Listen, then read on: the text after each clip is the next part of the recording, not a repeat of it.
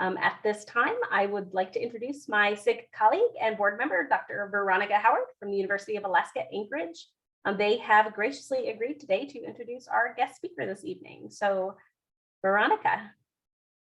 Thank you so much. And I cannot overstate just how thrilled I am that Chris has agreed to give us this presentation. I first heard about it when Dr. Potter mentioned seeing this amazing presentation at a local conference. And so I don't want to oversell it, Dr. Barthold. I don't want to oversell it. I just want folks to be prepared. I want them to perhaps get hyped for how exceptional the content is that they are about to experience. But first, about our presenter.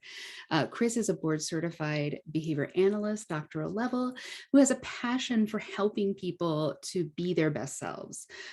Chris has worked with folks with developmental disabilities for over 25 years and first received her BCBA, now a BCBAD, in 2001. So well-established history and so much just learning and knowledge and credentialing there. But Chris is one of those amazing behavior analysts that, believes that behavior analysis, that ABA is a science that applies everywhere. And you see that in Dr. Barthold's work. She works very hard to disseminate behavior analysis to lots of groups outside of autism. In fact, is combining a lot of those experiences and our science in other areas. Recently, Chris became a certified professional trainer, an ACE credentialed trainer, as well as a compassion, fatigue, and trauma professional, which is, of course, incredibly valuable right now. Chris is currently working on her National Board Certified Health and Wellness Coach credential and is a certified health coach with ACE. And at present, Chris is an associate professor and academic program coordinator at George Mason University. Chris also works in private practice with clients with autism and is also a health and wellness coach.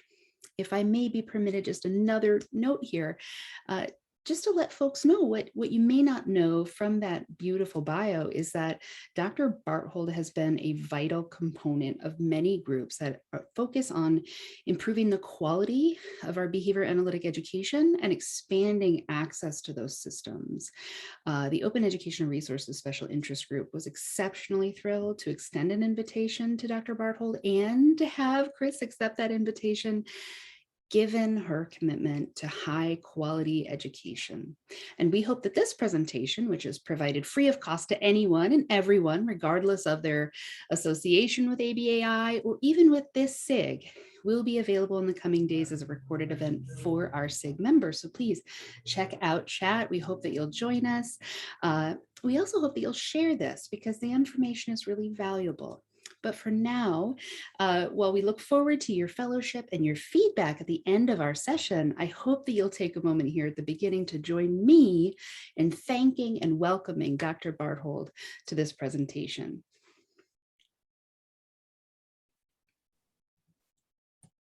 Thank you so much, Veronica. That was a wonderful presentation. I hope I can live up to it.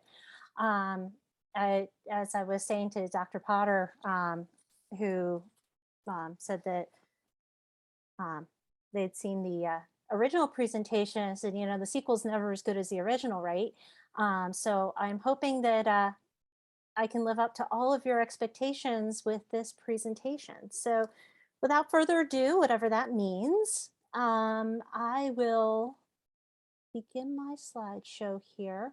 And after the slideshow, I will make it available to people via Google Slides. So you'll be able to see that and have a view link. When I do share my screen and I start doing my presentation, I will not be able to see the chat, but this is one of those things where I want you to, I'm seeing some amazing people in this group who probably know more about this stuff than I do. And if you have a comment, a question, you want to clarify something, or whatever, I'd rather that you all stop me and ask that question as needed. So please feel free. Could somebody monitor the chat and stop me when necessary? Awesome. Thank you, Veronica. All right, Carrie has their hand raised. I don't know if that's a question or that was just a hello. So, but if you do have any questions, feel free to throw them right in the chat. All right, so I am going to share my screen. Hope everybody can see that. And then I'm going to hit the present button. All right, hopefully, can everybody see this okay? Everybody's good? Looks great. Awesome. Okay. So tonight I'm going to talk about environmental and contextual variables in which ABA has evolved. So I'm really going to be talking about applied behavior analysis as a science and a little bit as a practice within the context of what was going on in history at the time. So, you know, being contextual people, being the type of people who consider the environment to be very important to behavior, I think it's important to look at these accomplishments in the environment to see what types of things maintain those responses.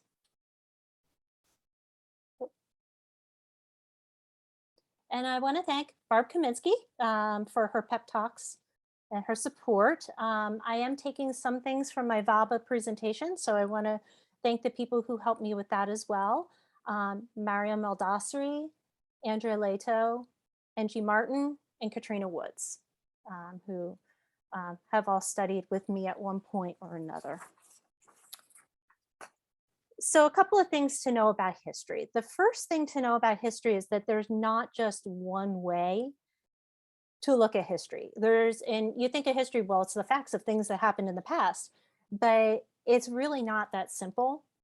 There's a lot of different ways to look at it. There's ways to look at it qualitatively, quantitatively. I hope I blended all these things. I'm not a historian by training, so I'm doing my best with that. So this is not intended to be an exhaustive history of ABA. So I do have about 80 references, but there could be 80 more. You know, if I leave something out, you know, pop it in the chat and we can talk about it. But I do want to make sure that you understand this is not an exhaustive history. And so how did I prep for this talk? Well, yeah, and use stuff from previous talks, don't we all? And then I did a literature review. What I found is that if you're looking for a comprehensive history of behavior analysis in any way, shape, or form, the Cambridge Center has some stuff. There's been things, you know, written, Ed Morris, and I believe the last name is Guicero, if I pronounce that correctly, have written some things. I know that Charlie Catania is was talking about writing a book of the history of applied behavior analysis and behavior analysis in general for a while. But there is very little out there. So you really have to piece this stuff together. I went to Sigrid Glenn's behavior analysis history page, did good old Google, went to the University of North Texas Behavior Analysis Online, and then also the Cambridge Center, which was a huge resource. So like I said, it's not a comprehensive history. We're doing more of a contextual approach to behavior analysis. And what do we always say? Cited or it ain't true, right? So when I share this talk with you, I will share the reference list. Those of you who are interested in maybe a Zotero database, obviously I can't share proprietary information, you know, freely over the internet, but I can share a Zotero database with you. So please email me. I'll have my contact information at the end, and I will add you to Zotero. Zotero being a citation manager, if you're not familiar with it, totally free that you can use. It was created at Mason, where I work. All right. So let's talk a little bit about what to expect, because I really want to lay the ground rules kind of what's going to happen here. We're going to go by decade. So we're going to go by decade. We're going to talk about American history. So we're going to talk about kind of the American context. This will be a more American centric presentation. This is not an international type of presentation. So I do want to make sure that you know about that. I'm going to be talking about disability and mental health history. So, what was happening if you had a disability or was classified as having a mental illness in that era. And then what did behavior analysis contribute? So something I want to talk about very clearly, and I know I'm setting a lot of ground rules and I've spent a lot of time on this part, but I want to make sure that you understand that we're going to be talking about real humans, and real humans have wonderful things about them, and real humans sometimes have flaws, and some people are, history is going to paint them as bad actors. Some did great work, and then you find out maybe, personally they weren't so great. Some did great work and were great humans. But I want you to remember that all of these people were doing work as human beings. And so when I first put this together, I kind of changed my mind about talking to a couple of people. And I decided not to focus so much on the people as the accomplishments. There will be differences in that in a couple of places, but I'm not going to make as much emphasis on the people who made the discoveries as the discoveries themselves.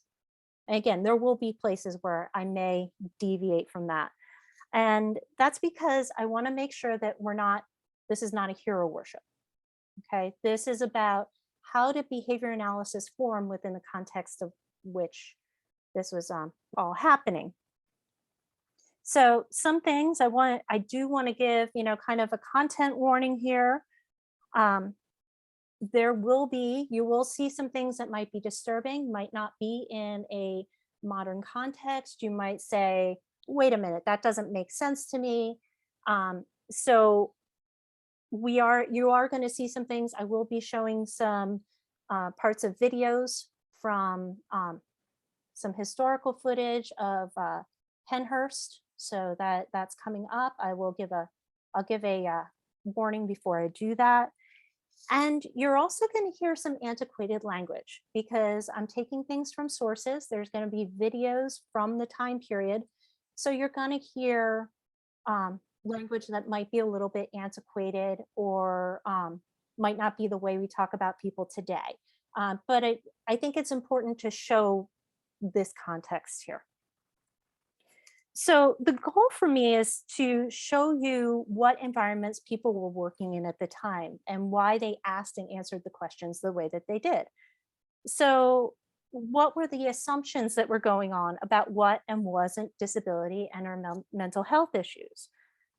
So like I said, I'll be talking about things where, I'll say something is a quote unquote disability, but today we would say it's not a disability. Or I might talk about something as an illness that, today I fully realize that's not acceptable. So I really want to talk about this in context. And I want to offer this without judgment. So I'm going to try to make this a newscast as much as I can. And rather than any editorial, because I'm going to present all of what I know. And then it's up to you to make the decisions about how you feel about that stuff. I'm certainly open for, discussion on or off video about that if you want to talk about that later. So, all right. And again, without further ado, let us begin. All right. So who is the father, mother, parent of ABA? Oh, it really depends upon what you consider to be the beginnings of ABA. And, you'll hear people say, oh, the Ion and Michael article was the first ABA article. Well, maybe, because there are different schools of thought, which I left out of this talk, things like inner behaviorism and neo-behaviorism, and then things that maybe had happened that before we called all this stuff ABA. So one of the things that I thought was really interesting was that, we talk about the first to do this or the first to do that. And what was really happening was more that a bunch of people were all doing things, and one person happened to get published first and then another person got published next, but they were all doing all of these things simultaneously. And a good example of that is who invented the token economy, because Ion is usually credited as creating the first token economy, but then I want to say States, Staats, I always pronounce that wrong, has also claimed that claim to fame. So, which one was it? Most people say Ion, but they were doing this work all at the same time. And so to set the tone, I'm going to start with the 40s, but I want to go back to, picture it, Sophia, 1920s and 30s. So there were a bunch of people who were doing ABA, not under the guise of ABA. So Maurer and Maurer were using respondent learning. And if any of you have heard of the urine alarm for nocturnal enuresis or bedwetting, where, excuse me, you put an alarm on when they wet the bed, that was actually invented in 1938, believe it or not. And I think people are still using it today. Mary Cover Jones was using respondent learning to cure fear of rabbits in 1924. So this stuff that we're learning is both new and old in a lot of ways. And I love the way that Ed Morris talks about this when he says that science is a cultural practice and that we end up having scientific cusps. And you're going to see this in this presentation, where one discovery leads to a whole new set of discoveries, which leads to a whole new set of discoveries, and then behavioral momentum happens and scientific momentum happens, and we have what we have today. So I don't think we would have what we have today if it wasn't for the discoveries that other people did. All right, so let's get into the 1940s.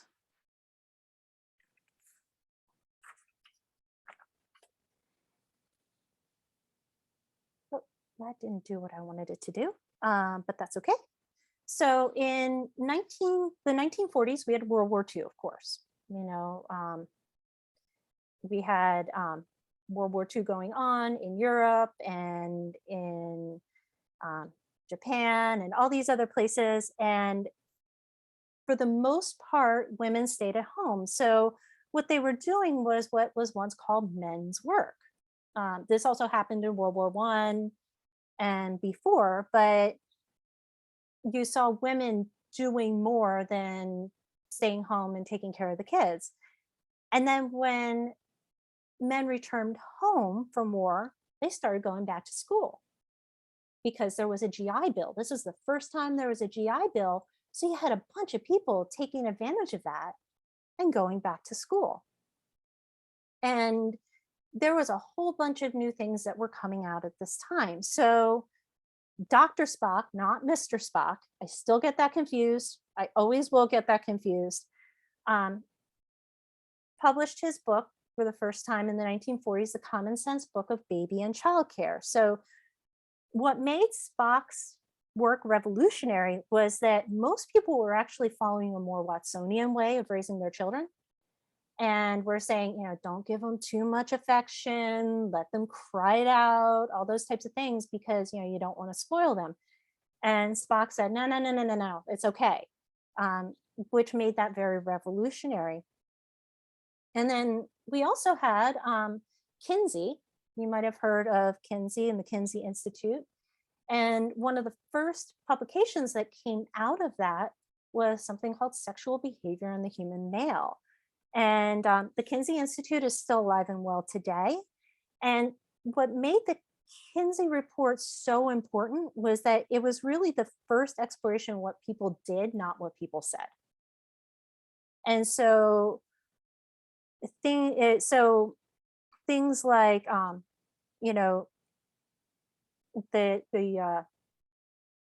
statistic that 10% of men have same-sex relationships is still a statistic that's being cited today.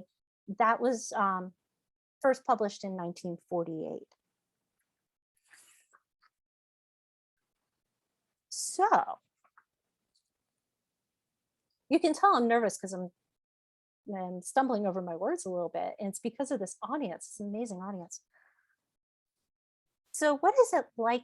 What was it like to have a disability or mental illness in the 1940s? And what was it really? Well, first of all, one of the common treatments for mental illness was a lobotomy.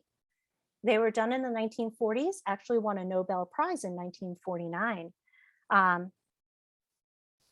ECT, electrical convulsive therapy, was also a popular treatment. It's still being done today, but with a lot of refinements. And we also know that in Nazi Germany, there were a lot of experiments on individuals with disabilities, mental illnesses, anybody who was not considered, blonde-haired and blue-eyed. And so in Nazi Germany, they actually had what they called mercy killings of people with disabilities. Also, a very important thing that happened in the 1940s was the Connor article. And I kept calling him Canner. For the longest time, I called him Canner. I found out his real name's Connor, spelled the same way, but it is Connor. And so he published the first article actually naming the word autism. Now, were there autistic people before that? Of course, there were. But this was the first time that word was actually used. And Connor's article appeared in The Nervous Child, described a couple of people with the same characteristics, but he labeled it childhood schizophrenia. So it's important to understand that autism in this time and up into the 60s and 70s was considered a mental illness, okay, not a developmental disability. And because Freudian theory and philosophy was really kind of the way to treat mental illness during that time, Connor applied a Freudian kind of lens to autism. And that's how we got the idea of the refrigerator mother. And if you're not familiar with refrigerator mother, basically what it was that when somebody was diagnosed with autism or childhood schizophrenia, it was assumed that there was a bonding issue between the mother, it's always the mother, and the child, and that the mother was not able to bond for whatever reason. So there really was a blame the mom mentality about this. And so, this was what was going on in the 1940s. The other thing that's interesting is because medical technology had improved so much in the 1940s, more guys were coming home from war with disabilities. So now we have a shift in the way that we're seeing disabilities, because we're having these people who went off to war and they're coming back with disabilities and they're surviving. So that was the difference. We had a lot more people survive. And so we see kind of a shift from maybe putting away, for lack of a better term, individuals with disabilities to more of a disabilities rights or orientation. And that was signaled in the 1940s. The National Institute for Mental Health was actually established by President Truman. So was there ABA in the 1940s? Well, yeah, I guess so. So you had Skinner helping with the war effort. I guess you could call that applied because it's socially significant, right? And he had trained pigeons to basically be missile guidance birds. So is this a first applied project? Maybe. It depends on what you think. And then we have Fuller in 1949 used reinforcement to increase the arm movement in a person. They called it a persistent vegetative state. They were in a coma, and he used reinforcement to help that individual move their arm. So there were moves towards this applied area in the 1940s. Was it an organized effort? Definitely not.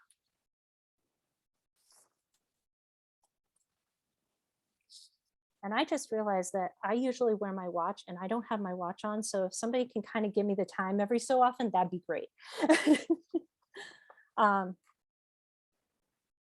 I want to pause here. Are there any questions, anything that I should address before I move forward?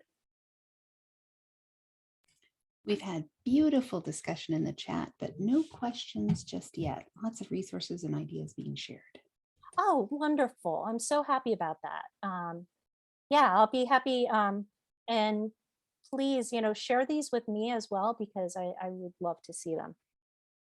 All right, let's get to the 1950s.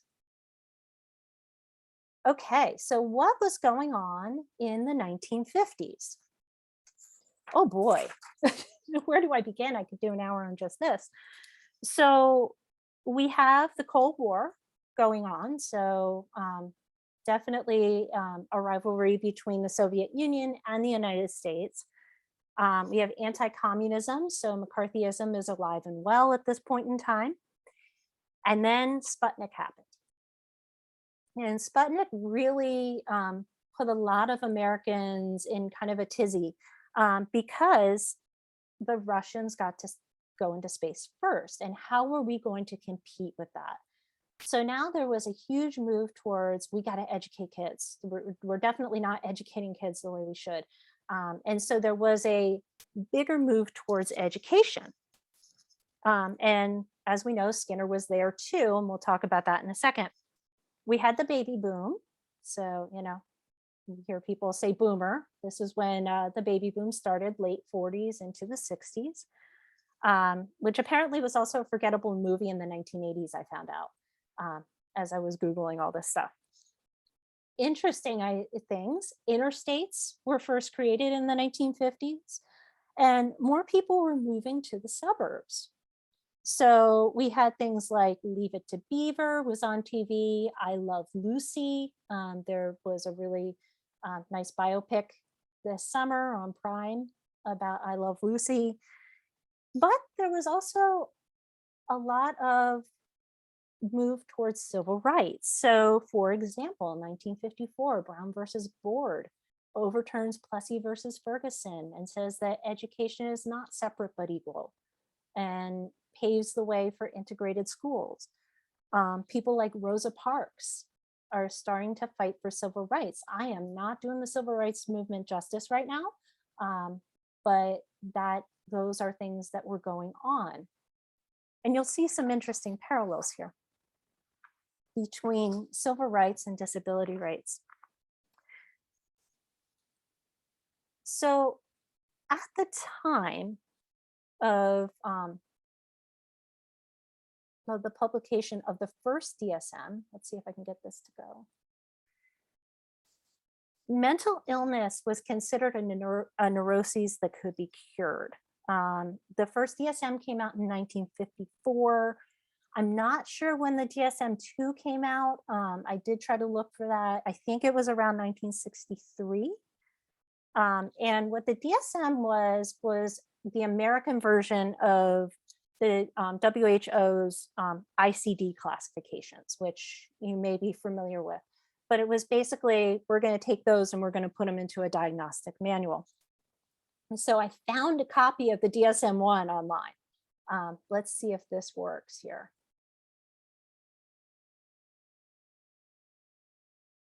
Can you all see this? I can. Awesome. Well, let's page through it a little bit. I'm not going to go through all 145 pages. Don't worry. Copyright 1952.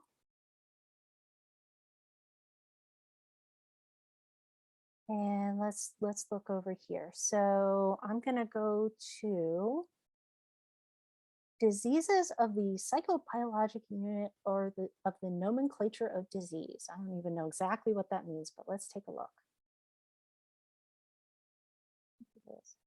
This is what I was looking for. So here are the list of things that you could have in 1952, according to the DSM. Get back up there. All right.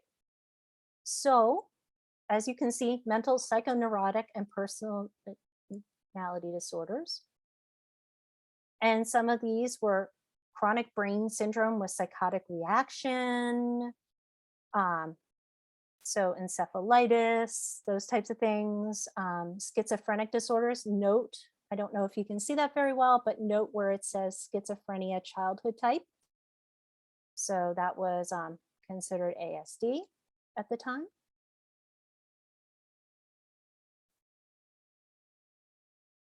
Of other things here, chronic brain syndrome based on TBIs. We don't necessarily call those mental disorders now, but they did then. Let's see, what else do we have here?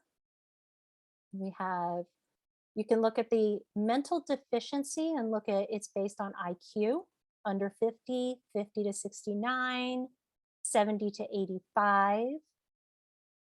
So brain impairments, situational maladjustment. There's one more thing I wanted to find here.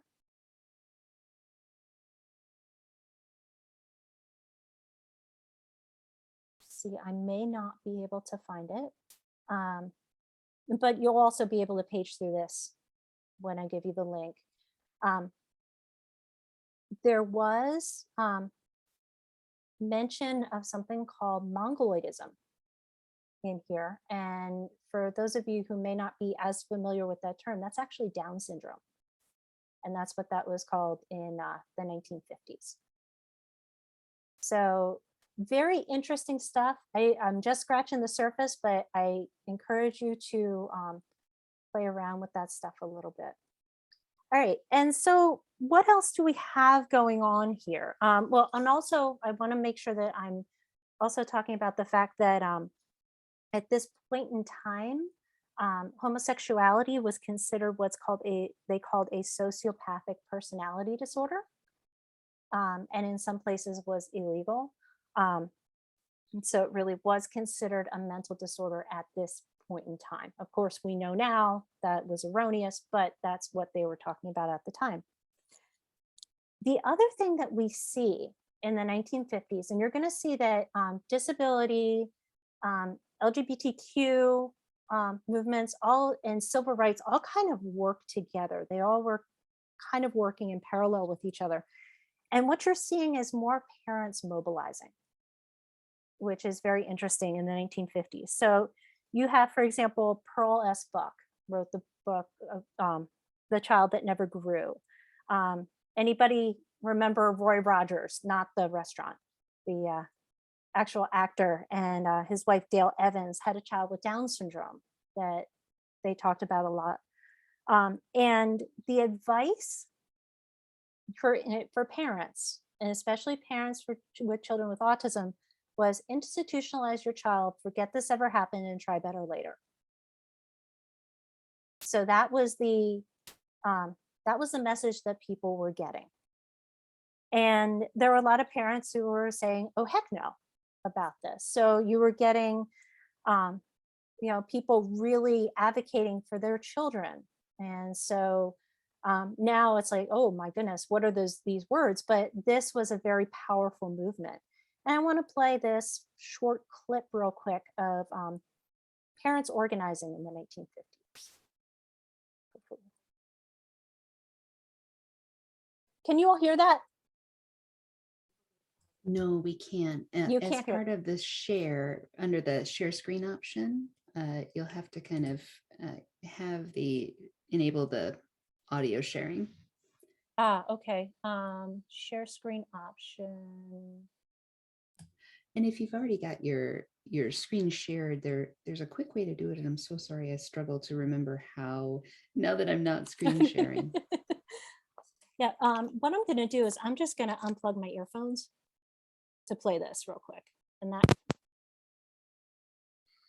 you should be able to hear it here. Can you, so I'm going to turn it on and see if y'all can hear it. Like millions of other unfortunate Americans, I am the parent of a mentally retarded child. In this county, we have no special classes, no nursery schools, no community or child guidance centers, to give our children what parents of every normal child take for granted. If you have such a child yourself or are interested in this problem, you're welcome to attend a meeting at 8 o'clock Thursday evening at the home of Mrs. John Wheeler. I also want to bring up, did you see how that person identified themselves as Mrs. John Wheeler? That was a common thing to do. And I'm going to be talking about this. And it was not until the 1970s that women could have their own credit card. It was in their husband's name.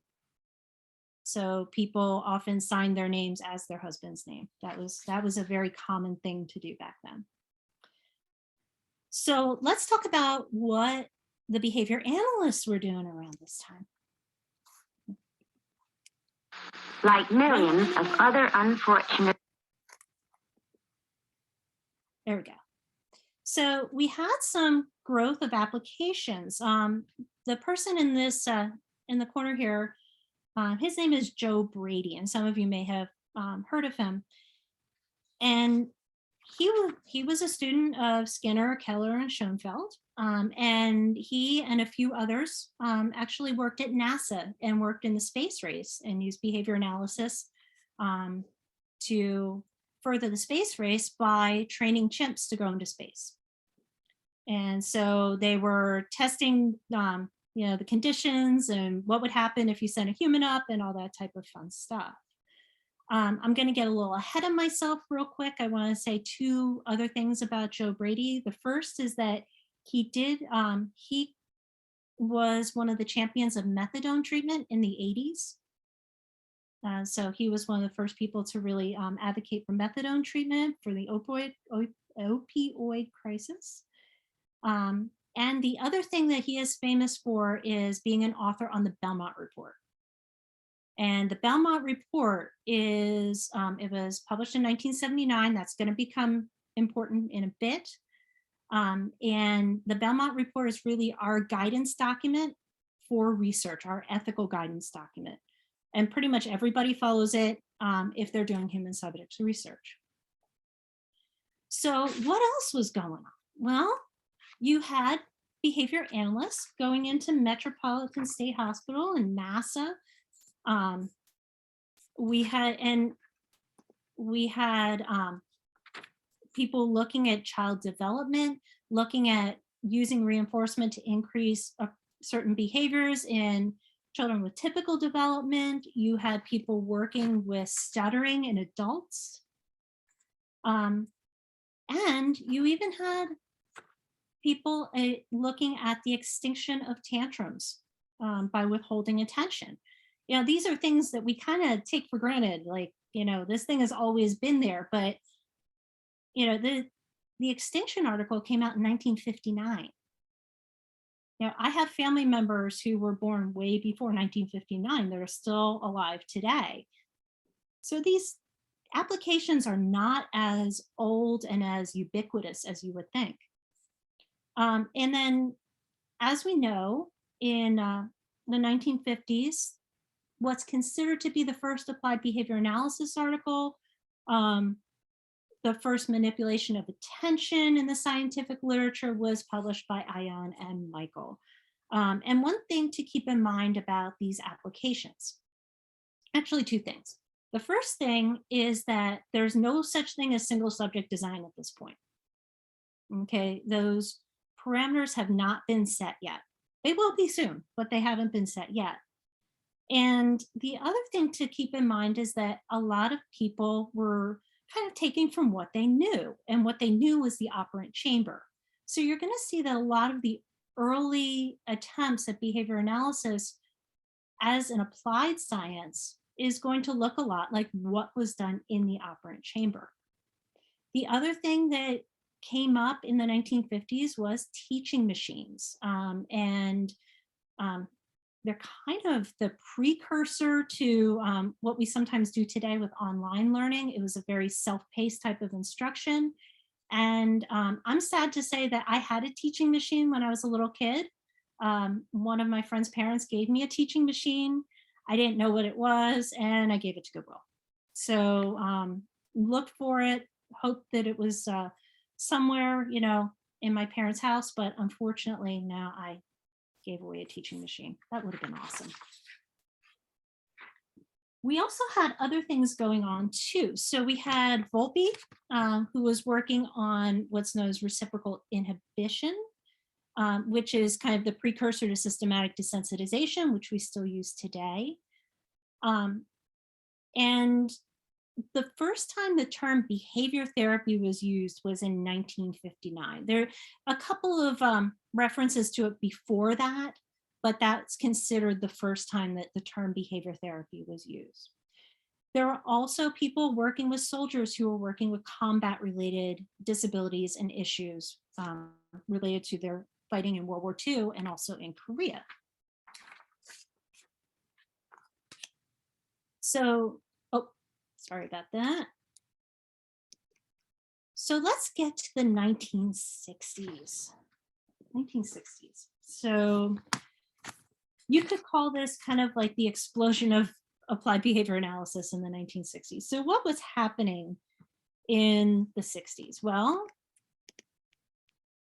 the pill came out in 1960. You still had to have your husband's permission to take it. And it was only available to people who were married. But it did come out in 1960. I do want to say full disclosure, I found out a few years ago that my mother was one of the research assistants who worked on the synthetic hormones that later became the pill, which is kind of a cool history to have.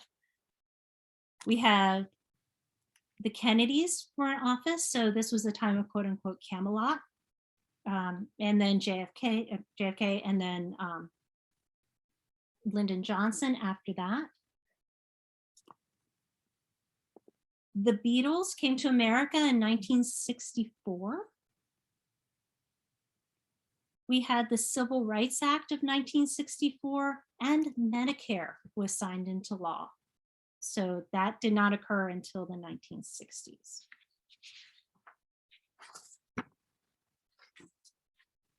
And again, I'm saying this many different ways, but remember that civil rights, disability rights, and LGBTQ rights really kind of walked hand in hand with each other. So you're going to see a lot of parallels there. So the first one that I want to talk about is the Stonewall Inn riots. This is really a watershed moment for LGBTQ populations. This was one of the first real demonstrations of people who were LGBTQ for rights and recognition. There were some before that, but this was considered the watershed one. JFK and Martin Luther King are working on civil rights. The thing about JFK that people forget about is that he did have a sister named Rose, who at the time was considered to have, you know, what they called mental retardation. We found out later that it was probably more mental illness, and probably Rose had a lobotomy at some point. But he fought pretty hard for disability rights. We had some pushback against the refrigerator mother by a gentleman named Bernie Rimland. And he was, you know, good friends with a lot of behavior analysts. He didn't necessarily agree with them, but he was good friends with them.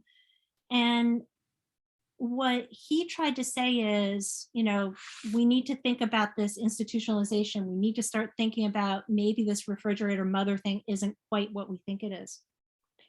And a really good illustration of what it was like to be a parent of a child with autism at the time was Jacqueline Suzanne. And Jacqueline Suzanne wrote a very famous novel called Valley of the Dolls. And she had a son with autism and placed him in an institution after electroconvulsive therapy did not cure him. And so a lot of people were still buying into that institutionalization rhetoric of the time. So if you had a disability, a significant disability, you were probably either going to be going to an institution, or you had, you know, a parent who was fighting for your rights. So people were starting to talk about deinstitutionalization, which I'm going to talk about in just a second, but it was still a pervasive theme. As you'll see, change is slow.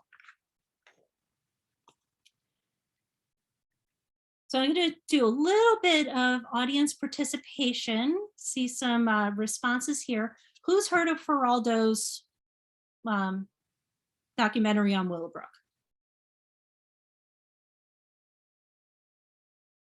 Veronica, any others? And lots of folks in chat. Lots of folks in chat. Okay, awesome. Yeah. Thank you. Yes. So there were, so Geraldo, before he became, you know, a tabloid guy and Al Capone's faults and all that good stuff, did an expose on a institution called Willowbrook. I believe it was in New York. Am I correct about that? And that really brought to light the conditions that were happening in New York.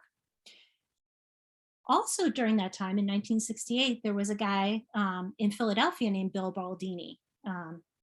Yeah, go Philadelphia. And he did a documentary on something called Pennhurst and it was called Suffer the Little Children. Important to know is that Pennhurst is now a tourist attraction and a haunted house. So some of the things that I'm going to show here might be a little disturbing. So I promised that I would do a content warning. I'm going to play some snippets of the video from Suffer the Little Children. Eye appeal and taste appeal that's what we strive for. The facts presented in this report must be rather alarming because they are true. After comparing the zoo and Pennhurst, one must get the impression that society's animals are more important than society's children. By the looks of things, one must wonder. Tomorrow night, we will bring you part 4 of Suffer the Little Children. Okay, we have some, so this is kind of what Interdisciplinary staff works together in order to help the youngsters achieve in this area. Many of the youngsters in the program were unable to walk. Many were unable to talk. Many were unable to dress themselves, to socialize. These are the areas that are being worked upon by the staff.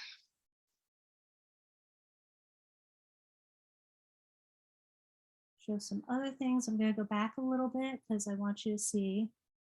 Of the requisitions for more justification. More justification. Did you justify it further? I had one of our doctors write a justification. Did you finally get them? No. People seldom think of food as being a problem. I spoke to the dietitian here, Elizabeth Roberts. We have some patients who cannot tolerate whole food. We have to puree that food, but they get a well-balanced diet. We puree meats, vegetables, and we try to put bright color in this pureed what this looks like. mass Notice that, food, so that it is attractive to the eye. You know, they say eye appeal and taste appeal is their hands are covered. that's what we strive for. So basically what Bill Baldini did and what Geraldo did was show that these, a lot of these places, these institutions really did have pretty horrific conditions. And so that was kind of a call to action to start thinking about deinstitutionalization. Before that, that wasn't something that people were really thinking about as much. So within that vein, you had some behavior analysts who were trying to maybe make a difference in that area, make some changes. And one of the first articles with an individual These are some of the sites and with autism was Förster and DeMeyer. And so so before this, you notice I said that autism was considered childhood schizophrenia. And because it was considered childhood schizophrenia, it was assumed that these children could not learn, that that was not a possibility. And so Förster and DeMeyer really showed that, yeah, actually operant learning occurs with individuals with autism. And they kind of set up, kind of like an operant chamber almost to show this. Again, they're kind of working with what they know. And so to say that was kind of revolutionary, like, oh, somebody can learn who was told that, they really couldn't. So what else was going on in the 60s? Oh my goodness, this is when we had the explosion of ABA, and sometimes it's called second generation behavior therapy. So you had things like intermittent schedules are resistant to extinction. Everybody here is probably going, duh, but that was something that we learned at that time.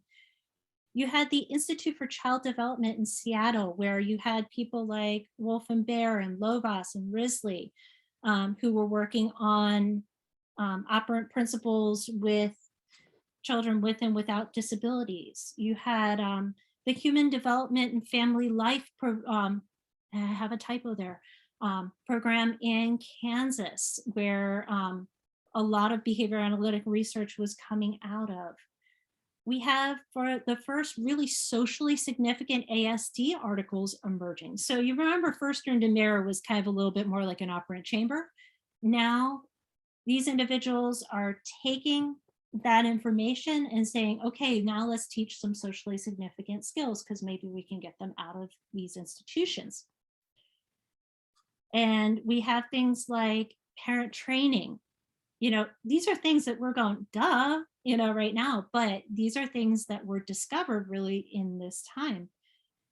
And then, of course, in 1968, you've got Java and you've got the 7 dimensions. Everybody here knows get a cab. But what does it really mean? The 7 dimensions, there was somebody who called it the Declaration of Independence from EAB, which I thought was interesting. And it was never considered, it was never the 7 tenets of behavior analysis. They were more guiding principles. And this was really the first time anybody really looked at behavior analysis for its social importance. We worked with individuals, we looked to see, could we change their lives a little bit, but now there's a focus on real social validity, which makes that very new.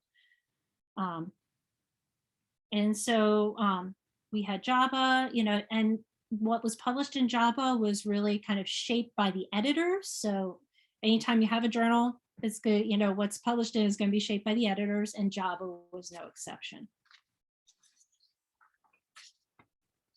And then you also had Juniper Gardens, and that was Hart and Risley's work.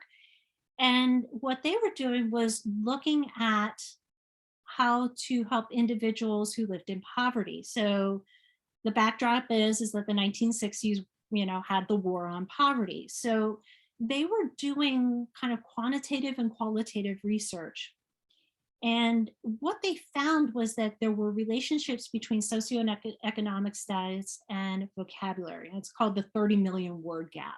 Whether it's actually 30 million words, remains up for debate. But what Juniper Gardens showed was that early childhood education really does make a difference, and it makes a difference for individuals who may not have access to more naturalistic education. And this was the basis for Head Start. Early Head Start comes a little bit later, but this was really where Head Start starts. I don't know. So now let's go into kind of our semi-controversial piece here, the 1970s. What went on? There were lots of upheaval. Summer of Love had just ended. You got, the Bee Gees. They didn't just do disco, they did other stuff too. Roe v. Wade is ratified, so abortion is now legal. You have Nixon leaving office. This was the first president to resign office, if I'm not mistaken. Vietnam, the Vietnam War and Kent State are still going on. So we are still at war at this point in time. And of course, disco was a thing. That became popular in the 1970s. and women were getting their own rights. So like I said, in the 1970s, that was the first time that a woman could get a credit card in their own name. So a lot of women's rights were starting to happen. Another thing that happened was that in 1973, the APA removed homosexuality from the DSM. So this will become very important in just a second. So what was going on in disability? Like, what was it like to have a disability in the 1970s? Well, you still have that refrigerator mother and childhood schizophrenia thing going on. And I always thought that Bruno Bettelheim had published The Empty Fortress in the 1950s. It turns out it wasn't published until 1972, which I thought was interesting. And you have more people fighting for visibility, and we have more self-advocates. So if you have not seen The Drunk History of Judy Heumann, I highly recommend it. It is hilarious and also really spot on. So go see that Drunk History if you haven't seen it already. We have, sit-ins and protests are becoming more common. We have lawsuits, for example, Park versus PA, that talked about exclusion from public education based on disability. And in 1973, we had the Rehab Act, which is now, you talk about 504, that's where that comes from. So it required accessibility for institutions that received federal funds. And then around 1975, we have the, now I said IDEA, the Individuals with Disabilities Education Act. It was actually called the Education for All Handicapped Children Act in 1975. It was not fully enforced until 1979. So I still remember being in kindergarten when the full implementation happened, because parents were absolutely terrified of having kids with disabilities in classes with their kids. And I do remember that. That was a kind of a watershed moment for me. I promised I wouldn't editorialize. That's the last time I'll do that. What was happening in behavior analysis? Well, in 1974 was the first ABA accredited program. And that was also the year that ABA, no I, we weren't international yet. I think we were Midwestern mostly, was founded. Aubrey Daniels founded the first OBM company in the 1970s. And you had people like Lovaas and Cagle and colleagues, and full disclosure, my doctoral student was Bob Cagle's, my doctoral advisor was Bob Cagle's first doc student. And so what people were trying to do was that they were trying to educate individuals with disabilities to try to prevent institutionalization. They were also involving parents for the very first time, but also in the beginning, a lot of these things also involved aversives and physical aversives. So those things did happen in the beginning. They were abandoned later on.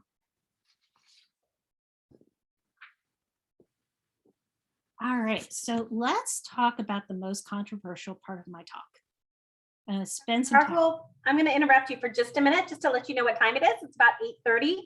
Okay. So we're about an hour in. Okay, great. Awesome. Hopefully we'll get to the 2000s. If we don't, we'll just make another video about this later. Because I do want to spend some time with this. I want to talk about the Riekers article, because I think it is an important thing to talk about. I do realize I'm on a recorded line, and I still want to talk about it anyway. So the Riekers article was published in JAVA in 1974. There was another one that was also published, but this is the one that most people know. And what Riekers was doing was using both reinforcement and punishment aversives to decrease what he called feminine types of behaviors in a male. And he called those deviant sex role behaviors. And unfortunately, this is, part of our legacy. and Lovas was part of that too. So yeah, I was talking to somebody, the idea of in motivational interviewing, we talk a lot about yes and. So you'd say, for example, someone wants to quit smoking, you'd say, I want to quit smoking. Instead of but it calms me, you'd say and it calms me. And I think this is one of those situations where you kind of have to look at it yes and that both sides of this are very valid and both sides of this are very important, and one should not overshadow the other. So I'm not saying, you know, oh, Lovas did great work, so let's not worry about this. Rather, let's say there was some work to help deinstitutionalize, and there was this work going on at the same time. Anderson Cooper did an expose on Riekers in 2011, and unfortunately, one of the participants in this article, his pseudonym, I believe, was Craig, did die by suicide. And a lot of people think that it might have been a direct result of the treatment by Riekers. Riekers remains a supporter of his work. I will say that, and I made sure that I was looking for all these things on very reputable sources. So if I saw a biased source, I tried to stay away from that. But I will say that Anderson Cooper did reveal that Riekers was accused of having a male escort on a trip to Europe. So this was somebody who was a proponent of what's now known as conversion therapy, and that was happening. I'll leave it to you to make judgments on that. But let's talk a little bit about what was going on at the time of this article, because I think it's really important and something that's a little bit glossed over. So we talk about Riekers, we talk about Anderson Cooper, we talk about that the individual died by suicide, but we don't talk about all of the historical pieces of it as much. Some of it's in Java, some of it's not. So a few things to know about what was going on. So first of all, remember I talked about the Belmont Report? Belmont Report was published in 1979. So there was no organized ethical guidance document in 1974. I cannot confirm this, but I heard this, and if somebody can confirm it, please put it in the chat. I want to say that this is kind of rumor and innuendo, but it was not unusual at that time and later on that doctoral advisors or doctoral mentors would say, do what you want, just put my name on it. So it's unclear to me whether or not Lovas did that or if Lovas was actually an active participant in this research. Something to keep in mind is that this was part of a federally funded project. So there were federal funds that were used to publish this article. And this was funded by the National Institute of Mental Health. Now also keep in mind that homosexuality had only been pulled from the DSM, let's see, a year before this article. Okay, so all of these things are happening kind of in parallel with each other. So some people weren't quite at the place of that, you know, homosexuality is a part of the human existence at this point in time. However, there were a lot of people who were. And so this article was not without its detractors, even at that time. And there were two articles that were published, one in Java. And I just want to read an excerpt from this article. And this is from Nordyke et al., 1977. It is difficult for a therapist to be fully aware of the issues involved when changing behaviors defined not by the person whose behavior is in question, but by other agents, such as parents or courts. This is especially true when treatment is not done by request of the person being treated. In such situations, it may be important and prudent for the therapist to seek out other people who may be more aware of the various issues involved. In this instance, the therapist could have consulted with women and men of the feminist movement, spokespersons for lesbian and homosexual organizations, representatives of AABT positions concerning homosexuality, children's rights advocates, and others. These people might have shown the therapist other sides of sexual typing as a social process. Clearly, there would be problems with this procedure. And moreover, after such consultation, the therapist's decisions might have been unchanged, but therapists are to gain confidence in the ethics of their treatment. They should guard against treatment that unsophisticatedly threatens diversity in society. That was written in 1977. So again, this is kind of like that yes and. This definitely happened. There was lots of controversy around it. History has shown that, it was not ethical, and there were a lot of problems with this. But also within that time, there was also a lot of environmental variables that could maintain it as well.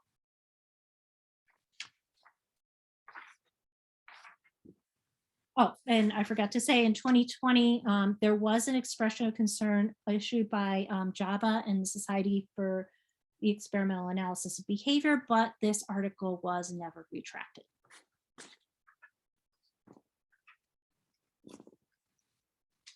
All right, let's go to the 1980s. 1980s was my jam. All right, so what did we have? We had Ronald Reagan, and then George Bush was president. We had the first Mac and PC in 1981 and 1984. PC was 81, Mac was 84. We had MTV for the first time. First song on MTV was Video Killed the Radio Star. And we also had the AIDS crisis. And when AIDS was first identified, it was considered to be a gay man's disease. So in fact, the first acronym was GRID, Gay-Related Immune Deficiency, which later became AIDS. What were we listening to? We were listening to Michael Jackson, Thriller, Culture Club, Duran Duran, New Wave. And unfortunately, we killed the ozone layer with our hair. Sorry about that. I don't know these people, but they had great 80s hair. What was having a disability like in the 1980s? Now, people can kind of argue this one way or another, but I. King Jordan became the first deaf president of Gallaudet University. And what they can argue is that some people do not consider deafness a disability, they consider it a characteristic.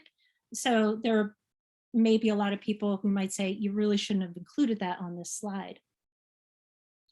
IDEA, or EHA as it was at the time in 1986, added Part C.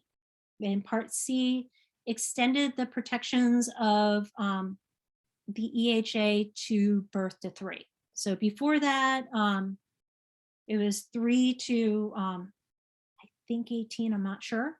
And then it was birth to 3 in 1986. And also transition and employment preparation were added to the EHA as well. And then one of the most important Supreme Court decisions really came down, and that was Rowley. And those of you who are in education know Rowley. And what Rowley said was that schools do not necessarily have to give the best education, they have to give a good enough education. And so the test, they always say that you can have a Chevy of a education, not necessarily a Cadillac. Sometimes that's interpreted to say if you have a C, then there's free appropriate public education. And interestingly enough, Amy Rowley actually was deaf or hard of hearing, I'm not sure which. So what was going on in the 80s? Well, Morningside Academy was founded, so using precision teaching to help with academic skills. Poppin first published his manual for behavioral relaxation training. We know that the first functional analysis article was published, and it didn't really get much traction until the 90s. PACS was created at the Delaware Autism Program, and behaviorally based safety was also starting to come into its own.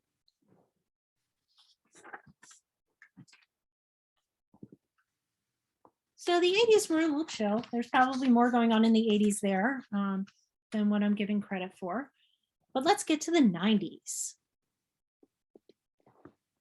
So the 90s are historically considered kind of a time of peace and prosperity, but we'll see that maybe that's not necessarily true. We were all logging into AOL. I had CompuServe, but whatever, to check our email. We were wondering if the glove was going to fit. We were wondering if Clinton did or didn't. Turns out he did. We had the Oklahoma City bombing. That was one of the first mass bombings in the United States. I don't know about you, but if you were around in the 90s, I was watching Melrose Place, loved it. But also, here's another watershed moment. In 1998, that's when Matthew Shepard was murdered. And this was another watershed moment that brought to life some of the persecution that the LGBTQ plus community faces and still faces to this day.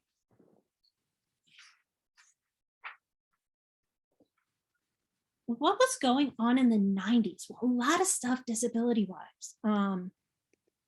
ADA was passed into law. So Section 504, or the Rehab Act, talked about anybody who received federal funds. And what the ADA did was expand that out to other people as well. So now accessibility was universal, not just for organizations that were receiving federal funds. In 1990 was the first year of a Disability Pride Parade. EHA was named IDEA in 1990. And this was the first time that IDEA actually specifically had language around inclusion. So before that, they did not. We also had the Mental Health Parity Act, which a lot of you are familiar with.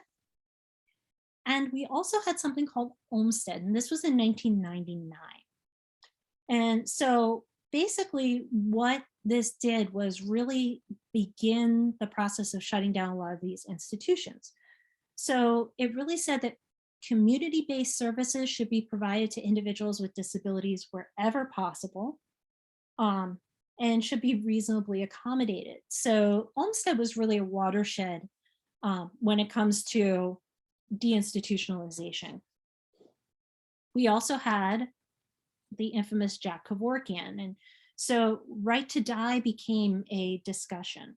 Believe it or not, even into the 1990s, the idea of sterilization of individuals deemed quote unquote incompetent was still a discussion. So, you know, we think about that as like a eugenics thing, but it's actually, and it's still going on today. People are still talking about that.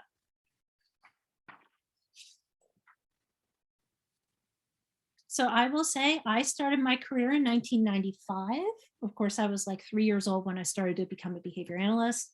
But that was the same year that Hart and Risley published Meaningful Differences. And that was really a culmination of all the things that they had done with Juniper Gardens and beyond. Functional analysis started to become more common. We started hearing more about acceptance and commitment training or therapy. It started in the 80s. But started to gain traction in the 90s. We have dialectical behavior therapy, which is considered the only evidence-based treatment for borderline personality disorder. And the BACB is formed in 1999. So before that, there were some local certifications, including Florida's, but the first board certification came around 1999, 2000.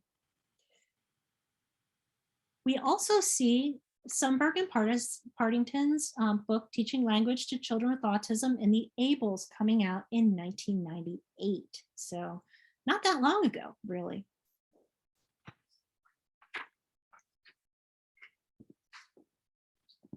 I figure you all know a little bit about the 2000s, so I'm not going to really say too much about it, except that we had Barack Obama elected president, first African-American or Black president.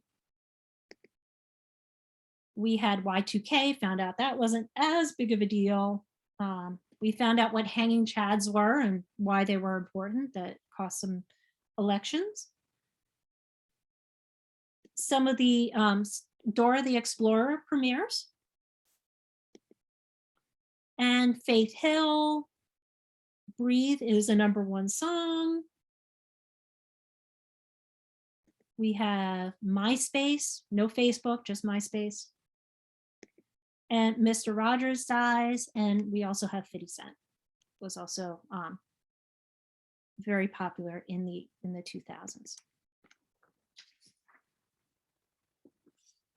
What was going on in disability in the 2000s? Well, you have the Assistive Technology Act, which brought assistive technology into both telecom and also other realms. And in 2004, that was that expanded out that act to make assistive technology that much more available. We now have more money for individuals with developmental disabilities. So along with Olmstead, we have money follows the person. So the money doesn't go to the institution, it goes to the individual and the individual's care. So that's another move towards deinstitutionalization. We had a lot of discussion about a woman named Terry Schiavo who had bulimia and ended up having a hypoxic episode because of that, and ended up with significant brain injury because of that. And there was some discussion as to whether or not to discontinue her nutrition. Kind of, again, Jack Kevorkian, Right to Die, that was something that was discussed. Also in the 2000s was something called the Ashley treatment. And that was a young girl who was given surgeries and some medications so that she would not grow or hit puberty. And so there's the discussion of the ethics of that. And Ashley had significant disabilities. I believe Ashley's still alive today and received those treatments. In 2006, we had the first World Down Syndrome Day. And October, in 2007, October is now Disability History Month.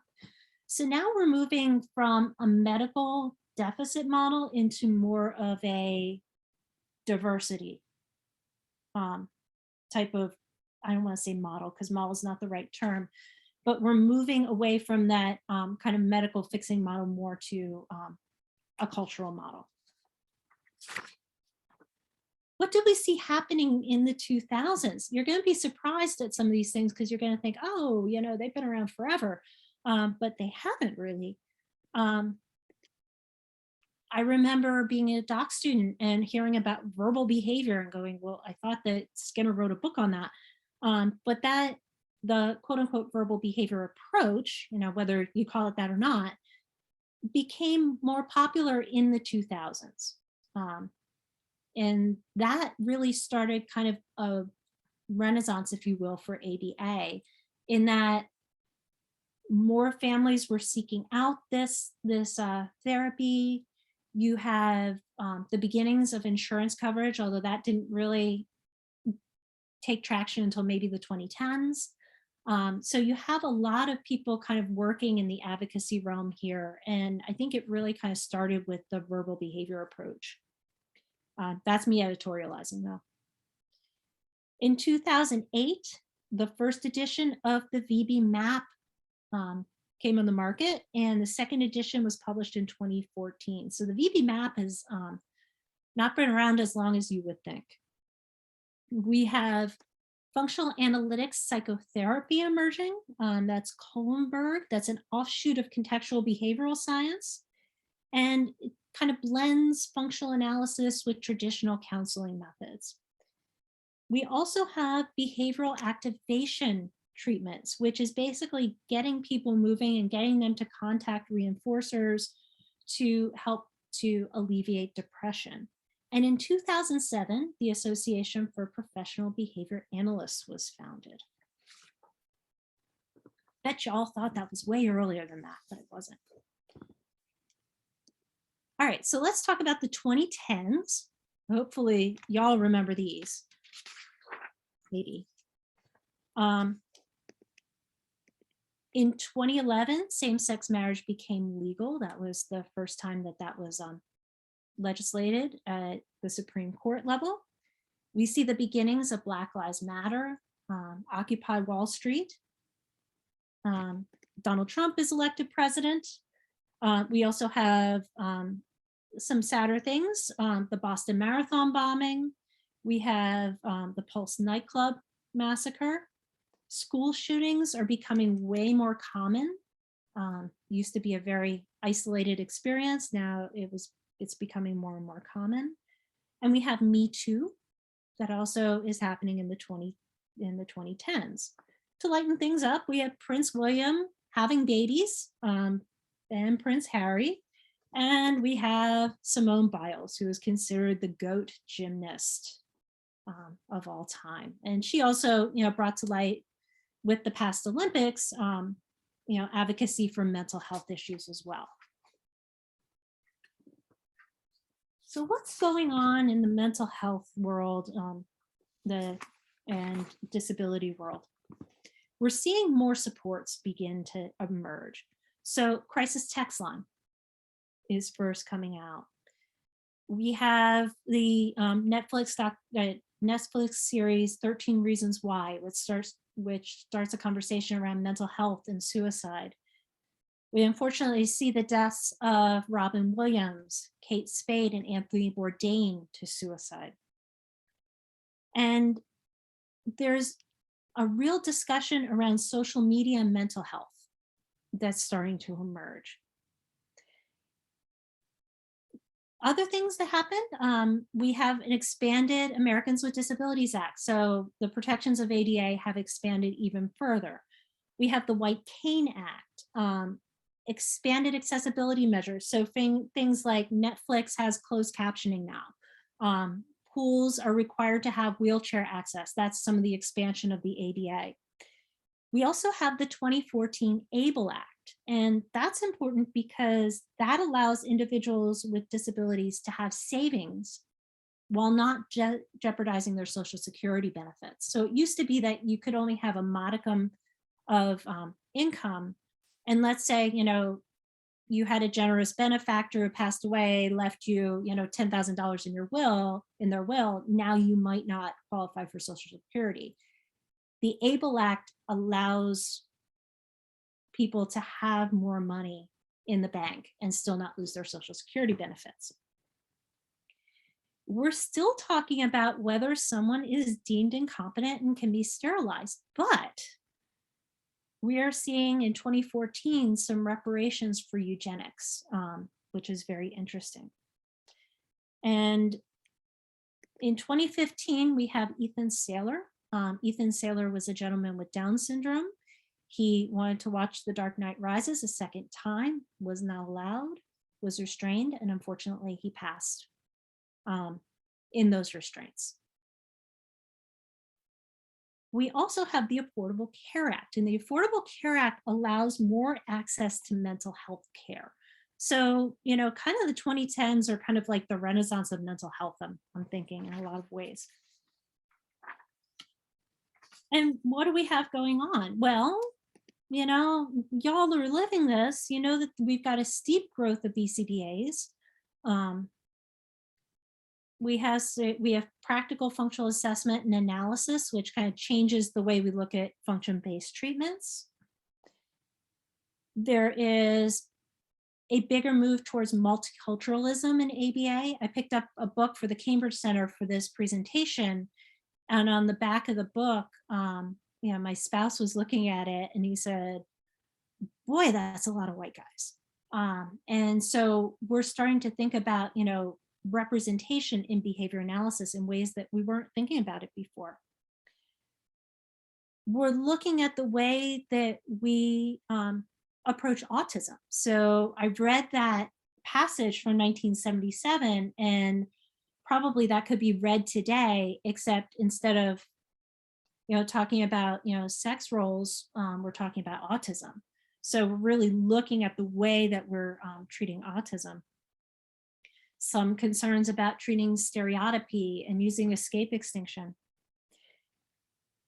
We have expansion of ABA. So now, you know, for a long time, ABA was the treatment for autism. And, you know, it was never meant to be that. It was supposed to be a science of human behavior. And I think that's starting to come a little bit more to fruition, because we're talking about things like health and wellness, geriatrics. OBM is getting, you know, much more press these days. Excuse me, all kinds of stuff is happening. And we also had a shift towards telehealth, which is a brand new thing due to COVID. And unfortunately, right now, in the past like month or so, unfortunately, we've gotten a lot of postings on the history of behavior analysis list in the TBA of the passing of some of our seminal behavior analysts. So that generation is starting to pass away. And I think that that's what makes these presentations that much more important. So what happens in the future? I don't know, that's up to you all, especially those of you who are younger, maybe those of you who are students. One thing that I tell my students is that I will tell you what I know, and it is your job to go out and do it better than I can. And that's what I hope we'll do. I really hope that, you know, the next generation of behavior analysts will take up the mantle, will take the momentum that's already been building since the 1940s, 1930s, and take it into the future, and who knows where we're going to be.